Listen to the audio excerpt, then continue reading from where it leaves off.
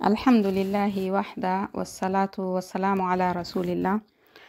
Par la grâce d'Allah, nous allons pouvoir continuer notre série sur les règles concernant les noms et les attributs parfaits d'Allah Azza wa Jal, suivant le livre du Cheikh Al-Uthaymin rahimahullah ta'ala, les règles exemplaires des noms et attributs divins.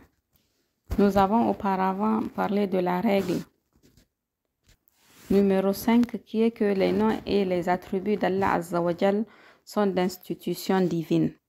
Cela veut dire qu'il faut s'arrêter à ce qui est descendu dans le Coran et dans la Sunna sans rien rajouter ni diminuer, car notre cerveau ne peut pas cerner ce qui sied à Allah Azza wa Jal comme nom et attribut. Donc on ne décrit Allah Azza wa Jal que comme il s'est décrit lui-même et comme l'a décrit son messager sallallahu alayhi wa sallam, sans dépasser le Coran et sans dépasser la Sunna. Ensuite, nous avons parlé de la règle numéro 6, qui est que les noms d'Allah Azza wa Jal ne se limitent pas à un nombre particulier. Ce n'est ni 99, ni 1000, ni 2000, ni 300, on ne connaît pas le nombre. Puisque le hadith du prophète sallallahu alayhi wa sallam nous indique qu'il y a une subdivision au niveau des noms d'Allah Azza wa Jal, qui a des noms qu'Allah Azza wa Jal a révélés dans son livre, des noms qu'il a enseignés à certains parmi ses serviteurs, et des noms qu'il a gardés dans le secret auprès de lui subhanahu wa ta'ala. Et donc il nous est impossible de dénombrer ou de connaître les noms qu'Allah s'est gardé de révéler. Du coup, on ne connaît pas le nombre exact des noms d'Allah Azza wa Jal. Et ils ne sont certainement pas 99. Nous avons dit que le cheikh a expliqué que le hadith du prophète sallallahu alayhi wa sallam qui dit que il y a pour Allah 99 noms, 100 moins 1, celui qui les apprend entrera au paradis. Que ce qui est voulu par le hadith là est de nous informer que celui qui apprend 99 parmi les noms d'Allah subhanahu wa ta'ala et qui les applique et qui comprend le sens, celui-là entrera au paradis. Et que l'information contenue dans le hadith n'est pas que Allah a 99 noms. Nous avons donné comme exemple le fait que si je dis que j'ai 100 € à donner en sadaqa, est-ce que cela veut dire que toute ma possession se limite à 100 €? Non, ça veut dire que j'ai réservé 100 € de tout ce que je possède pour donner en sadaqa. Il se peut que j'ai 1000 € ou 2000 ou 3000 et je n'ai pas précisé ce que j'ai exactement, mais ce que j'ai réservé pour la sadaqa. Ensuite, le cheikh rahimahullah ta'ala a évoqué la 7e règle concernant les noms parfaits d'Allah Azza wa Jal, qui est que l'hétérodoxie concernant les noms d'Allah Azza wa Jal consiste à les écarter des impératifs qu'ils renferment, et que cette hétérodoxie-là est de plusieurs sortes. Que veut dire cette règle? Hétérodoxie en arabe veut dire al-ilhad, qui est tiré de l'ahd ou de l'uhud, qui veut dire se pencher, s'écarter d'eux. Et l'ahad, c'est la fente qu'on creuse dans la tombe pour mettre le mort. C'est cette fente-là qui est appelée l'ahad. Car elle est à côté de la tombe, elle est un peu écartée de la tombe, tout en faisant partie de la tombe. Donc quand on creuse la tombe, après on fait un trou sur le côté pour mettre le mort. C'est ce qu'on appelle l'ahad. C'est cet écartement-là qu'on appelle l'ahad. Donc, al-ilhad au niveau religieux, l'hétérodoxie au niveau religieux, c'est le fait de sortir, de contredire une conviction religieuse. C'est le fait de s'écarter des principes de la croyance. Du coup, cette règle que le cheikh rahimahullah ta'ala a évoquée, c'est que faire al-ilhad dans les noms d'Allah Azza wa Jal, c'est s'écarter de ceux qui impliquent les noms d'Allah. Et cet écart-là peut se faire de diverses manières. La première manière par laquelle on s'écarte ou on contredit la réalisation de la foi dans les noms d'Allah Azza wa Jal est le fait de nier une partie des noms d'Allah ou bien de nier ne serait-ce qu'un nom parmi les noms d'Allah Azza wa Jal ou bien de nier ce que ces noms-là indiquent comme attribut ou comme jugement. Nous avons vu au niveau de la règle numéro 3 qui parle de comment se réalise la foi des noms Azza wa Jal, que les noms d'Allah sont subdivisés en deux parties. les noms qui ont des attributs transitifs, c'est-à-dire que ces noms-là concernent Allah Azza wa Jal et aussi ses créatures. Donc leur effet porte sur les créatures. Et que la règle numéro 3 consiste donc à affirmer le nom à Allah Azza wa Jal, affirmer l'attribut contenu dans ce nom-là à Allah Azza wa Jal, mais aussi affirmer ce qu'implique ce nom-là, affirmer le jugement de ce nom-là sur la créature. Nous avons vu par exemple le cas du nom d'Allah Azza wa Jal As-Sami'. Donc on affirme que As-Sami' est un nom d'Allah Azza wa Jal. On affirme lui, qui est l'attribut contenu dans le nom As-Sami', comme étant un attribut d'Allah Azza wa Jal. Et on affirme le jugement, donc la conséquence de ce nom-là sur les créatures, ce que Allah, il entend parfaitement ce que nous divulguons et ce que nous cachons. Rien ne lui est caché dans les cieux et sur la terre, mais aussi que As-Sami' entend et répond aux invocations. Donc le comportement correct vis-à-vis des noms d'Allah Azza wa Jal, c'est de suivre cette règle-là, d'affirmer le nom à Allah, d'affirmer l'attribut à Allah Azza wa Jal et d'affirmer les conséquences ou le jugement du nom sur les créatures. Cela en ce qui concerne les noms d'Allah Azza wa Jal qui ont des attributs transitifs, qui portent sur autrui, dont les conséquences portent sur autrui. Maintenant, pour les noms d'Allah Azza wa Jal qui ont des attributs intransitifs, donc dont les attributs ne concernent qu'Allah Azza wa Jal tout seul, sans concerner ses créatures, qui n'ont pas de conséquences sur les créatures, on a deux choses à faire concernant ces noms-là. On affirme le nom Allah Azza wa Jal et on affirme l'attribut qui est contenu dans ce nom-là, Allah Azza wa Jal. Donc cela est la forme normale de comment se réalise la foi dans les noms et les attributs d'Allah Azza wa Jal. Maintenant, l'hétérodoxie dans ce contexte-là serait de nier un nom d'Allah Azza wa Jal ou une partie des noms d'Allah Azza wa Jal à Allah, ou bien de nier ce qu'ils contiennent comme attribut à Allah Azza wa Jal, ou bien de nier le jugement ou les implications que ce nom-là a sur les créatures d'Allah Azza wa Jal. Après avoir évoqué ce premier écart concernant les noms d'Allah Azza wa Jal, le cheikh rahimahullah ta'ala indique ceux qui pratiquent cet écartement-là, ceux donc qui dépouillent les noms d'Allah Azza wa Jal de leur sens, qui refusent certains parmi les noms et les attributs d'Allah Azza wa Jal. Et il donne comme exemple les partisans du jainisme qui dépouillent les noms d'Allah Azza wa Jal de leur sens.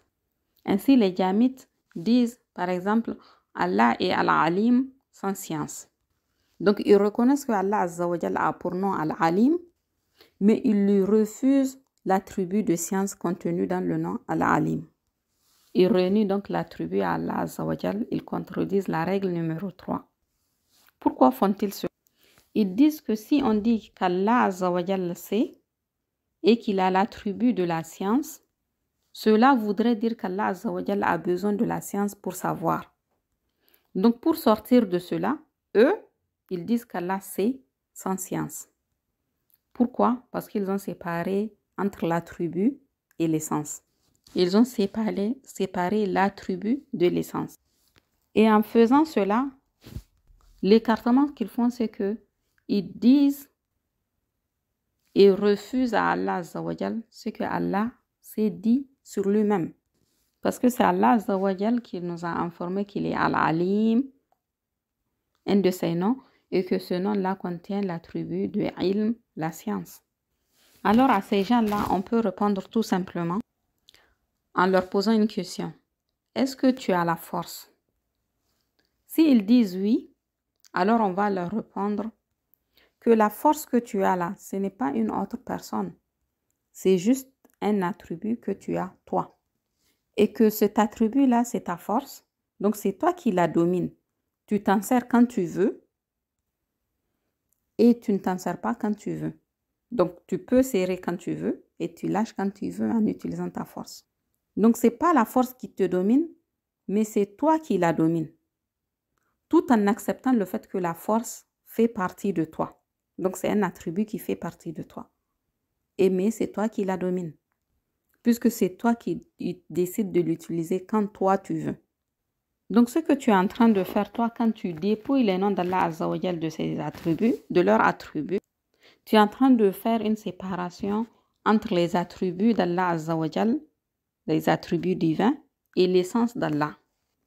Donc, Allah Azza wa Jal, il est Al-Alim, tout en ayant l'attribut de science. Il est obligatoire, en ce qui concerne les noms d'Allah Azza wa Jal, d'avoir foi en ces noms-là, tels qu'ils sont descendus dans la Sunna et le Coran, et d'avoir aussi la foi en ce qu'ils signifient comme attribut et jugement. Nier une partie de tout cela, donc soit nier le nom, soit nier l'attribut, soit nier le jugement, c'est une manière de détourner les noms d'Allah Azza wa Jal des impératifs qu'ils contiennent. Nier un nom ou nier l'attribut ou nier le jugement qu'implique l'attribut, c'est s'éloigner, c'est se détourner, c'est s'écarter de ce qu'il faut appliquer comme foi en ce qui concerne les noms d'Allah Azza wa Jal. Car nous avons vu que la foi dans les noms d'Allah Azza wa Jal implique l'affirmation du nom à Allah, l'affirmation de l'attribut à Allah et l'affirmation de ce qu'implique cet attribut-là sur les créatures s'il est transitif. Du coup, l'éloignement dans la foi, l'écartement dans la foi, c'est mécroire au nom, ou mécroire à l'attribut, ou mécroire au jugement qui est impliqué par ce nom ou cet attribut-là. Le deuxième écartement, en ce qui concerne les noms d'Allah Azza wa Jal, c'est donner une signification au nom d'Allah qui fait ressembler Allah à ses créatures, ou qui donne une homogénéité entre Allah et ses créatures, comme l'ont fait les partisans de l'anthropomorphisme. Le cheikh, rahimahullah ta'ala, affirme la fausseté d'un tel comportement, la caducité d'un tel comportement, car les textes ne peuvent en aucun cas être en faveur de cela. Allah Azza wa Jal existe et toi tu existes, mais est-ce que vos existences sont pareilles? Non, bien sûr. Toi, ton existence vient du fait qu'Allah Azza wa Jal, il t'a créé. Tu as un début, tu as une fin. Alors qu'Allah Azza wa Jal a toujours existé et n'a ni début ni fin. Donc, ce n'est pas parce qu'il y a concordance dans les noms qu'il y aurait concordance dans les spécificités.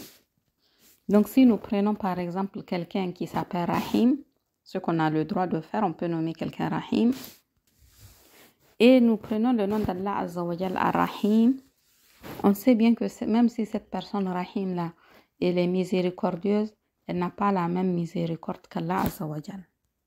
Donc, les noms par lesquels on désigne Allah sont en rapport avec sa perfection, sa sainteté, sa magnificence.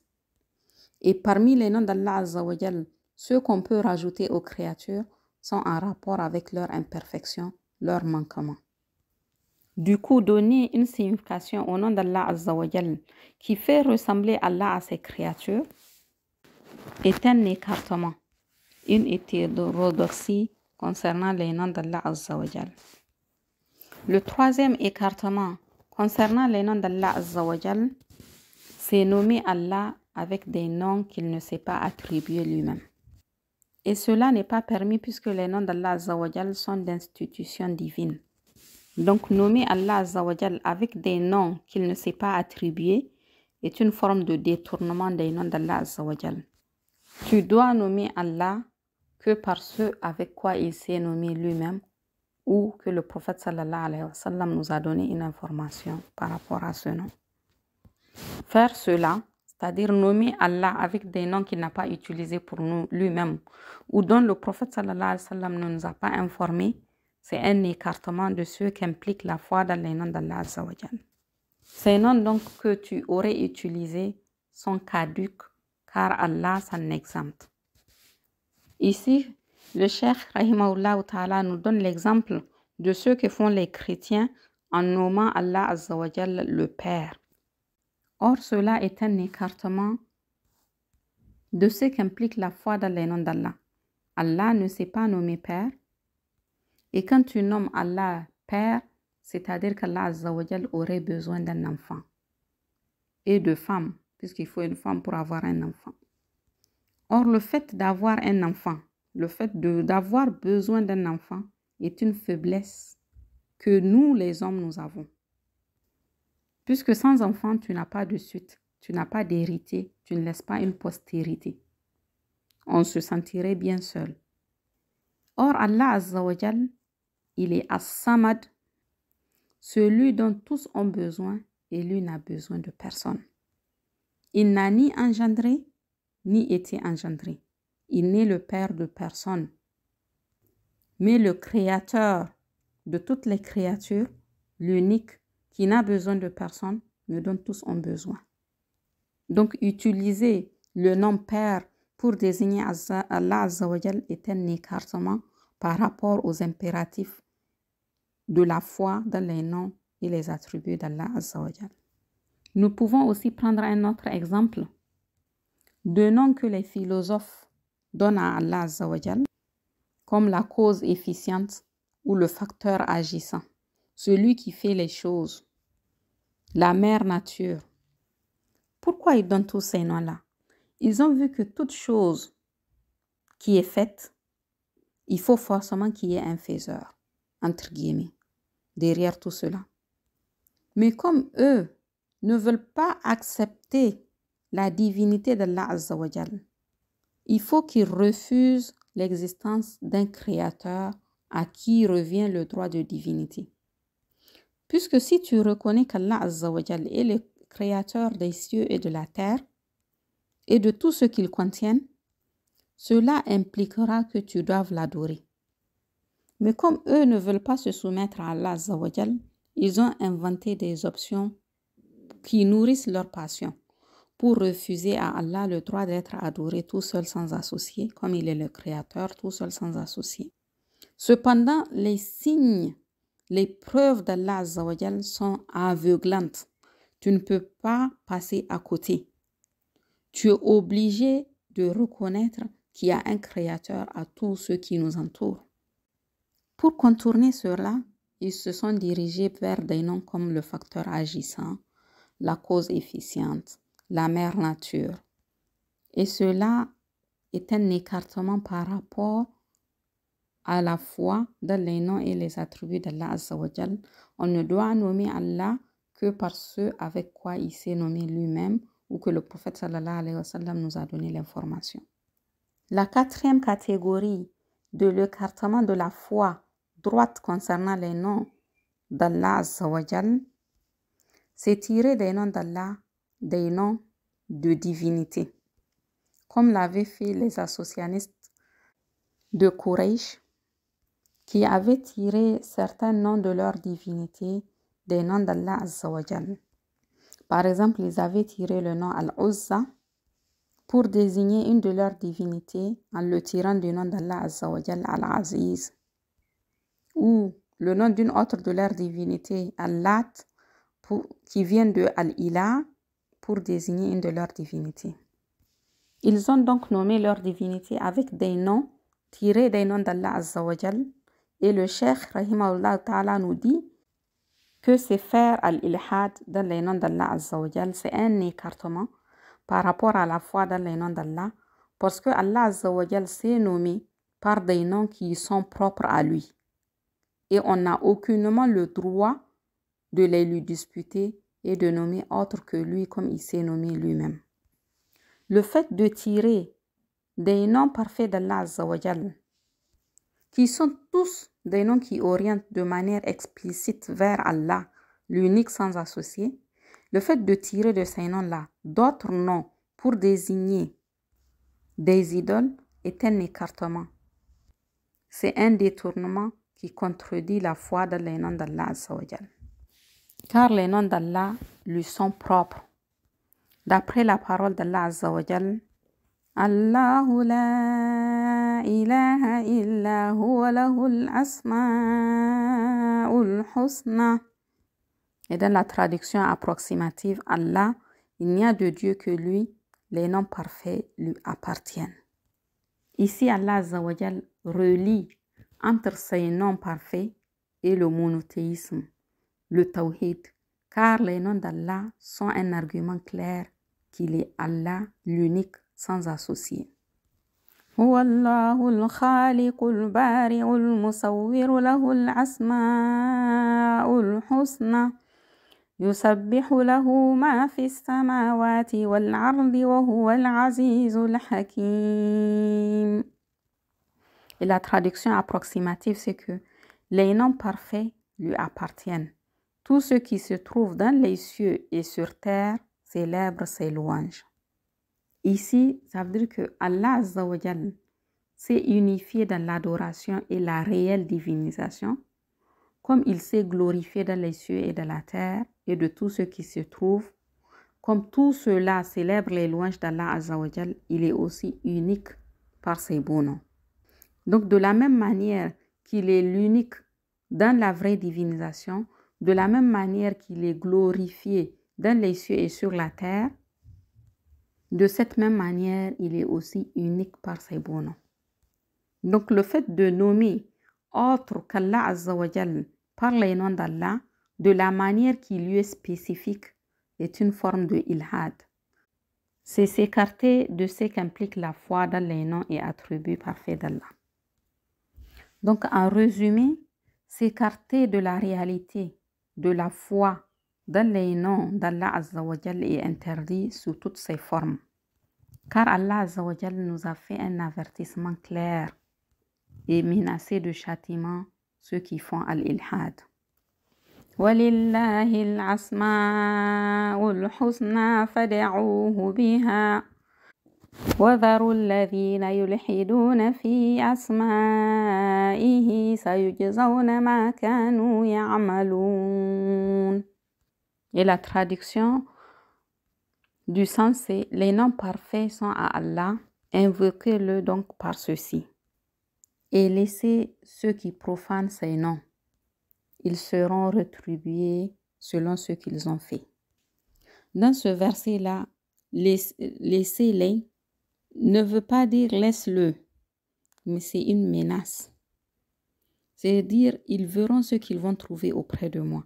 C'est un grand avertissement pour ceux qui est de tomber dans l'une des 4 catégories de ilhad.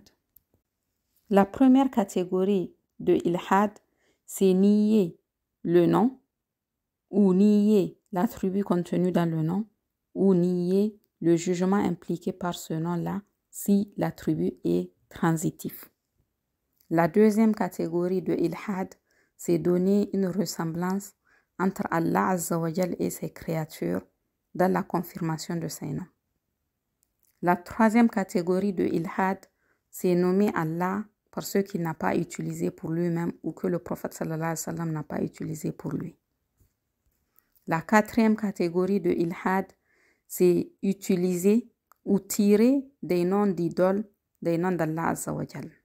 Qu'Allah Azza wa Jal nous préserve et nous protège de faire al-ilhad dans ses noms parfaits, puisque faire al-ilhad te mène à 2 choses, soit la mécréance, soit l'associanisme, le shirk, selon les règles établies par la religion.